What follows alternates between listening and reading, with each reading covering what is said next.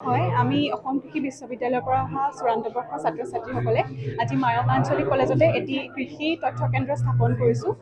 আমি অতিকৈ আচলতে আমি সৌভাগ্যৱান যে মায়ংবাসী ৰাইজক আমি এনে এটা অনুষ্ঠান আগবঢ়াব পাৰিছোঁ আৰু ইয়াৰ বাবে মই আমাৰ বিশ্ববিদ্যালয় আৰু মৰিগাঁও কৃষি বিজ্ঞান কেন্দ্ৰৰ সমূহ কৰ্মকৰ্তাক ধন্যবাদ জনাইছোঁ।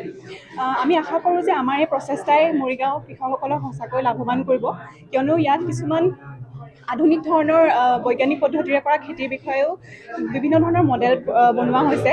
ধৰক তেনেদৰে হাইড্ৰপনিক্স, ধান খেতিৰ প্ৰবলীকৰণ পদ্ধতি, তেনেধৰণৰ নতুন নতুন মানে কনচেপ্টসমূহ আমি তেওঁলোকৰ আগত আগবঢ়াব বিচাৰিছোঁ। আমি আশা কৰোঁ, আমি অতিকৈ আশাবাদী যে তেওঁলোকে আমাৰ পৰা সঁচাকৈ লাভৱান হ'ব আৰু আমি যিকোনো খোজতে তেওঁলোকক সহায় কৰিবলৈ সদায় আগফালে দিম।